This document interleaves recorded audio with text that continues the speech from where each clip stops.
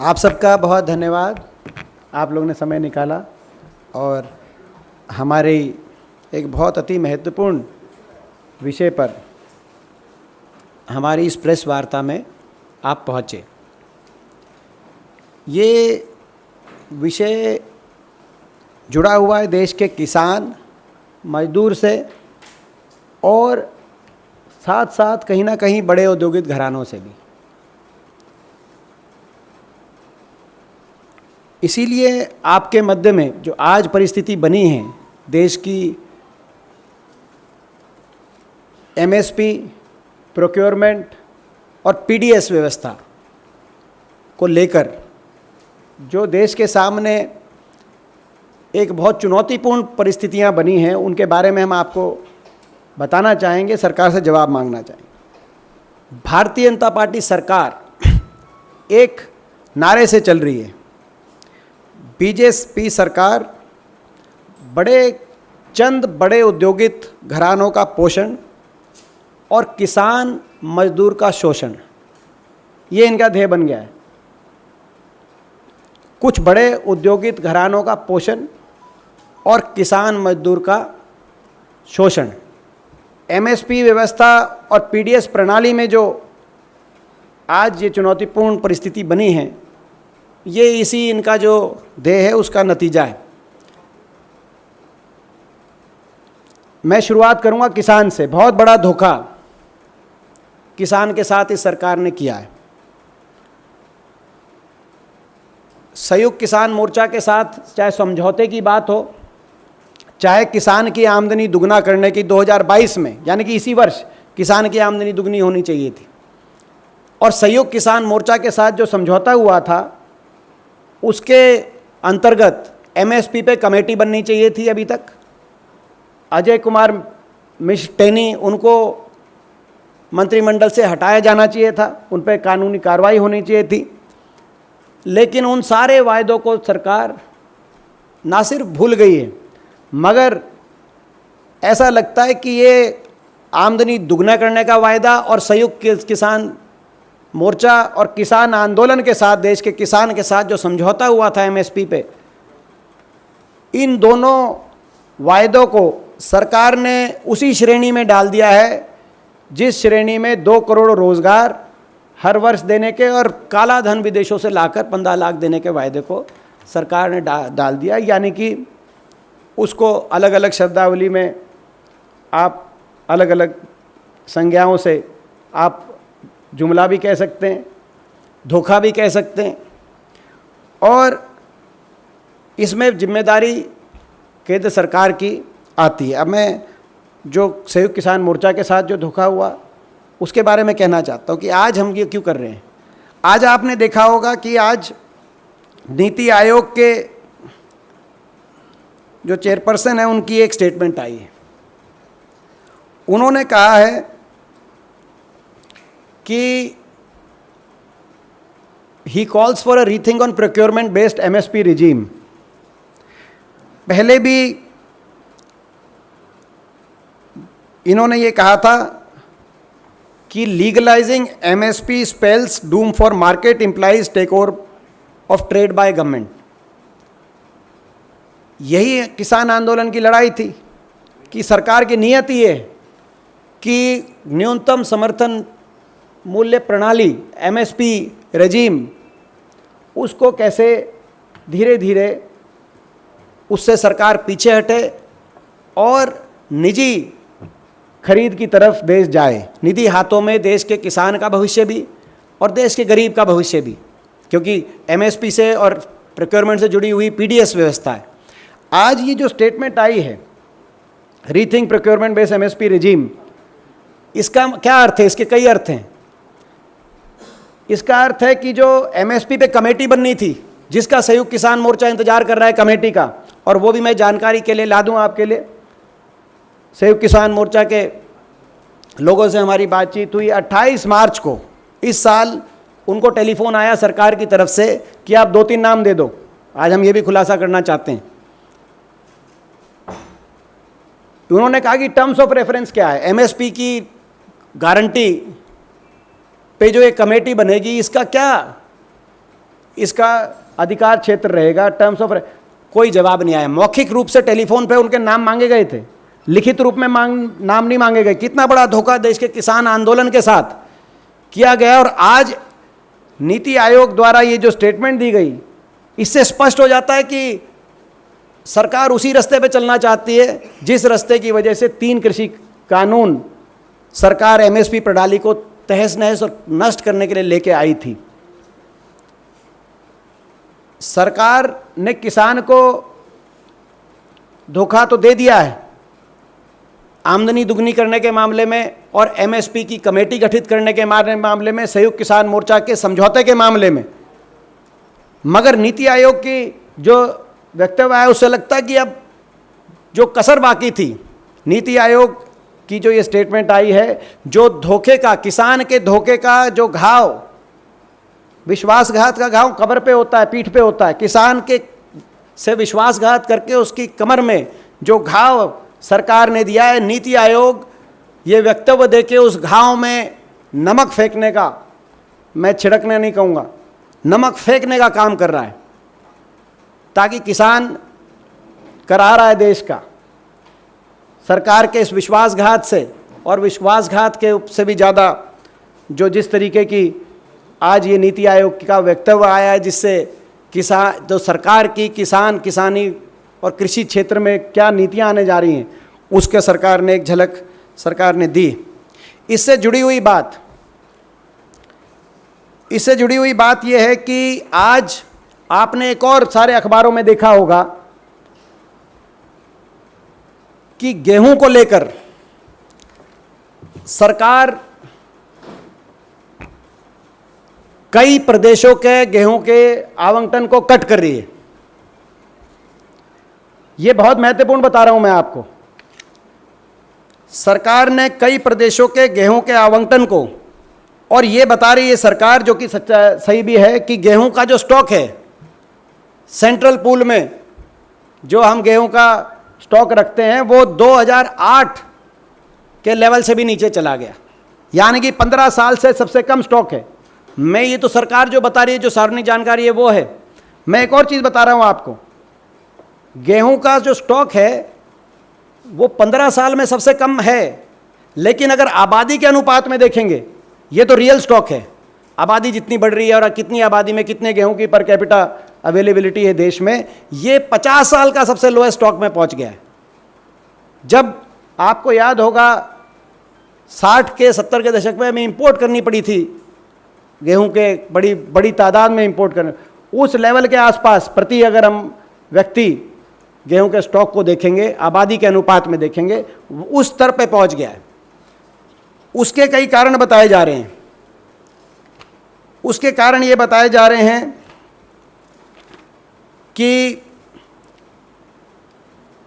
जितनी प्रोक्योरमेंट होनी चाहिए थी वो प्रोक्योरमेंट इस साल नहीं हुई। उसका सरकार मौसम पे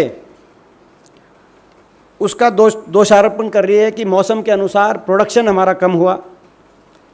सही बात है, जो मौसम की वजह से आज किसान को एक चोट पहुंची और हमारा गेहूं का उत्पादन वो नहीं रहा जो उम्मीद थी, जितना जो लक्ष्य रखा गया था। लेकिन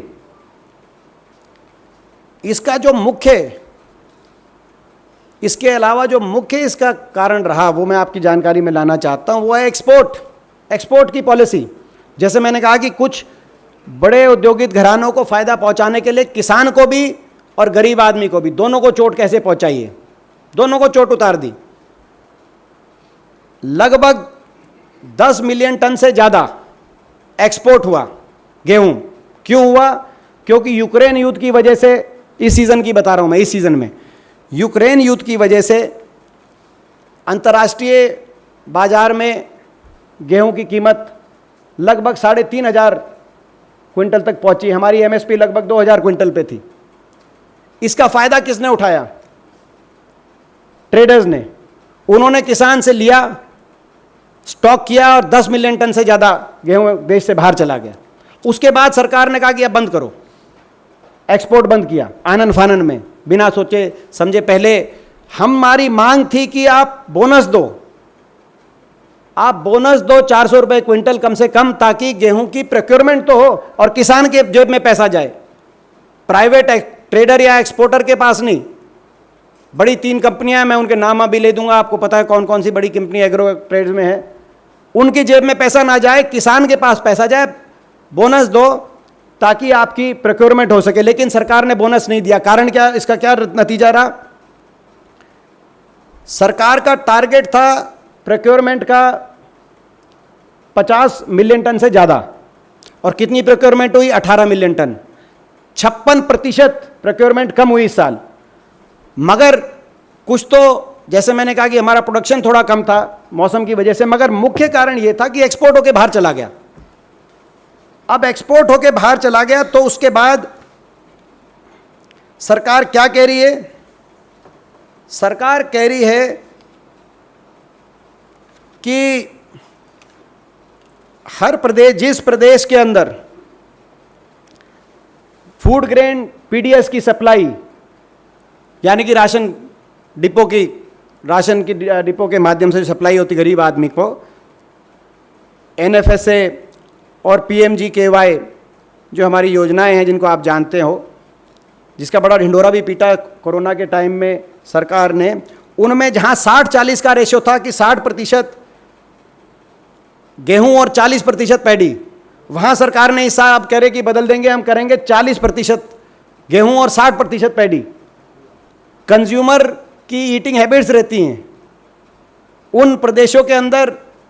गेहूं, आज गेहूं को लेके लाले पड़ गए देश में, सरकार को अपनी रेशो बदलनी पड़ रही है। और जहां पे 75% गेहूं भेजा जाता था पीडीएस में राशन डिपो पे, और 25%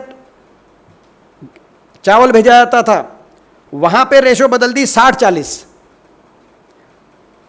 और इसमें बहुत सारे प्रदेश,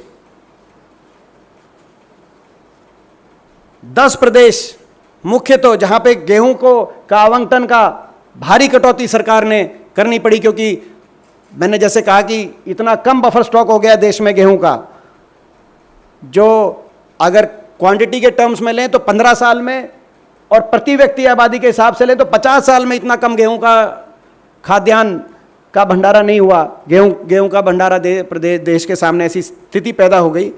और उसमें 10 प्रदेशों में कटौती की जो स्टेटमेंट आई है, बिहार, झारखंड, उड़ीसा, पश्चिम बंगाल, दिल्ली, उत्तर प्रदेश, गुजरात, महाराष्ट्र, मध्य प्रदेश और तमिलनाडु, यहाँ ये प्रभावित प्रदेश हैं मुख्य, तो जहाँ पे गेहूं की जितनी आवंटन थी सरकार ने कहा कि आवंटन नहीं करेंगे। इसमें कल भाजपा के शासित प्रदेश उन्होंने मांग करी है, कल की स्टेटमेंट है उत्तर प्रदेश, गुजरात की, कि हमें और गेहूं चाहिए। और मध्य प्रदेश ने भी, इनने परसों चिट्ठी लिखी, शिवराज सिंह चौहान जी ने भी, कि पूरा कोटा दो गेहूं का मध्य प्रदेश को। यूपी वाले कह रहे हैं हमें भी गेहूं का पूरा कोटा दो, जो पिछले साल दिया था उतना दो, उतना नहीं तो 10 साल पहले जितना दिया था उतना तो दो। वो जो कहावत है कि न्याय दो तो पूरा दो, नहीं पूरा नहीं तो आधा दो। गेहूं नहीं मिल रहा। योगी जी, शिवराज जी और गुजरात, 3 प्रदेश गेहूं के लिए लिख रहे हैं, इनके खुद के प्रदेश के मुख्यमंत्री लिख रहे हैं। और मैंने जैसे कहा 10 प्रदेशों में गेहूं की कटौती कर दी, और पैडी पहुंचाएंगे। और पीयूष गोयल जी की स्टेटमेंट आई कल, सारे मिनिस्टर्स से जब बात कर रहे थे, आपने देखा हो कल के अखबार में, कि कह रहे हैं कि he is urging to sow more paddy, कि सारे प्रदेशों कह रहे हैं कि और पैडी की सोइंग कराइए। मैं सरकार से पूछना चाहता हूं, पिछले 20-30 वर्षों से ग्राउंड वाटर लेवल की जो परिस्थिति बनी है, उसके बाद प्रदेश पिछले 20-30 साल से सरकार की ये नीति रही है, इन प्रदेशों के भी और देश की भी, कि पैडी की सोइंग कम की जाए और बाकी ग्रेन्स की तरफ बढ़ा जाए। अब देश में क्या नया पानी का कोई जल स्रोत आ गया? कि सरकार कह रही है कि दोबारा से पीयूष गोयल जी ने, या ये जो स्थिति आई जिसके लिए पूरी तरह सरकार जिम्मेदार है, ये इनको एक्सपोर्ट किसने करने दिया? इतना फायदा 3,500 क्विंटल मिला अंतरराष्ट्रीय मार्केट में, वो फायदा किसकी जेब में गया? किसान को उसका फायदा हुआ नहीं। किसान पे तो कुदरत की मार पड़ी थी। किसान तो प्रति एकड़ किसान की जो उत्पादन था वो उत्पादन कम हुआ था, और सरकार को उनको बोनस देके किसान से लेकर और अपने सेंट्रल पूल में लेती सरकार, ताकि उसको गरीब को भी पहुंचाती और किसान को भी कुछ लाभ पहुंचाती। मगर सरकार ने क्या कहा? सरकार ने एक्सपोर्टर्स को एक्सपोर्ट करने दिया, मुनाफाखोरी करने दी। जैसे मैंने शुरू में एक लाइन बोली थी कि बड़े कुछ औद्योगिक घराना एक्सपोर्टों का पोषण और किसान मजदूर का शोषण, ये नीति है सरकार की, और इसका खुलासा नीति आयोग ने दोबारा कर दिया। इसी खिलाफ किसान आंदोलन खड़ा हुआ था, इसी के खिलाफ संयुक्त किसान मोर्चा की सारी मांगे रही थी। तो एक तरफ तो ये आज देश के सामने भयावह आज अनाज संकट, मैं इसको अनाज संकट कहूँगा, कृषि संकट, अनाज संकट दोनों जुड़े हुए हैं। और अनाज संकट देश में ये आया है 50 साल के बाद, तो इसके लिए कोई जिम्मेदार है तो ये सरकार जिम्मेदार है। और किसान से भी धोखा अगर दिया है, किसान से भी धोखा अगर सरकार ने विश्वासघात के किसान की कमर पे बड़े बड़े घाव छोड़े, ना तो आमदनी दुगनी हुई, खर्चा दुगना हो गया। जैसा आप जानते हैं, आमदनी दुगनी हुई नहीं किसान की। मैं आपको बताना चाहता हूं उदाहरण के तौर पे, 2014 में गेहूं बिक रहा था 1600 रुपए क्विंटल। मैं हरियाणा की बता रहा हूं, 2014 की बात। गन्ना बिक रहा था 311 रुपए क्विंटल। धान जो बाद एक्सपोर्ट, उस टाइम धान पहुंचा था 5,000 6,000 क्विंटल तक भी। अगर आमदनी दुगनी होती तो इनका भाव दुगना होना चाहिए था, 311 का 622 होना चाहिए था। गेहूं का 1600 से बढ़कर 3200 होना चाहिए था, तभी आमदनी दुगनी होगी। बात से को आमदनी दुगनी होगी नहीं। 22 तक वायदा था कि 22 तक आमदनी दुगनी करेंगे। अब भाव तो बढ़ा नहीं, गेहूं 2,000 क्विंटल में मुश्किल से पहुंचा। जैसे मैंने आपको बताया, मौका था इस बार, बाहर प्राइस था अंतरराष्ट्रीय बाजार में, तो भाव तो बढ़ा नहीं, मगर क्या बढ़ गया? खर्चा बढ़ गया। डीजल लगभग दुगना हो गया, फर्टिलाइजर लगभग दुगना हो गया, किसान का खर्चा बढ़ गया, किसान का भाव बढ़ा नहीं, किसान का कर्जा बढ़ गया। और ऐसी परिस्थिति में ये जुमला साबित हो गया आमदनी दुगनी करने वाला वायदा। और इसीलिए आपने देखा होगा, अब ये इस वायदे की बात करना ही छोड़ गए। कोई इनका नेता का कोई स्टेटमेंट दिखा दो, भाजपा के किसी नेता की स्टेटमेंट, जिन्होंने आमदनी दुगना, किसान की आमदनी दुगने की स्टेटमेंट 22 में दी हो। 21 तक देते थे, 22 तक ये भूल गए। एक धोखा वो, दूसरा धोखा एमएसपी पे जो समझौता हुआ संयुक्त किसान मोर्चा के साथ कि एमएसपी को कानूनी अमली जामा पहनाया जाएगा, C2 के फॉर्मूले के आधार पे पूरी एमएसपी दी जाएगी, अजय कुमार मिस्टेनी जैसे मंत्रियों को मंत्रिमंडल से बाहर का रास्ता दिखा के बर्खास्त किया जाएगा, जो समझौता हुआ था, प्रधानमंत्री जी ने स्वयं घोषणा करी थी। लेकिन वो दूसरा धोखा, इतने बड़े बड़े विश्वासघात के जख्म किसान के पीठ में देना काफ़ी नहीं थे कि उन विश्वासघात के जख्मों पे अब नमक भी छिड़का जा रहा है। और इसीलिए हम सरकार से कहना चाहते हैं, आखिरी में अपनी बात करते हुए समाप्त करूंगा, फिर आपके प्रश्न। हम सरकार से कहना चाहते हैं कि तुरंत एमएसपी की कमेटी का गठन हो, जो संयुक्त किसान मोर्चा से आपका जो समझौता था। सरकार आज के इस अनाज संकट पे एक वाइट पेपर सरकार दे, घोषित करे कि किस के पास मुनाफा पहुंचा। एक गेहूं के एक्सपोर्ट का 10 मिलियन टन से ज़्यादा गेहूं देश से बाहर क्यों जाना पड़ा। आज उन्हीं के मुख्यमंत्री कह रहे हैं कि हमारे प्रदेश में गेहूं दो। योगी जी कह रहे हैं, शिवराज जी कह रहे हैं, गुजरात के मुख्यमंत्री कह रहे हैं। 10-10 प्रदेशों का गेहूं का आपने स्टॉक जो है, गेहूं की जो क्वांटिटी जाती थी उसमें आपको कटौती करनी पड़ी। तो मांग करते वाइट पेपर आए प्रोक्योरमेंट पे, पीडीएस पे, और साथ में संयुक्त किसान मोर्चा से और किसान आंदोलन से जो एमएसपी की लीगल गारंटी की जो का समझौता था, उसके अनुसार कमेटी गठित हो, एमएसपी के को लीगल अमली जाना पहनाया जाए। और जब तक ये नहीं होता, हम देश के किसान के साथ हैं। 18 जुलाई पार्लियामेंट सेशन संसद सत्र जब से शुरू हो रहा है, संयुक्त किसान मोर्चा 18 से 31 तक पूरे देश में विश्वासघात सेमिनार कर रहा है। हमारा पूरा नैतिक समर्थन उनके विश्वासघात सेमिनार्स को भी रहेगा, किसान आंदोलन को भी रहेगा, किसान की मांगों को भी रहेगा। धन्यवाद।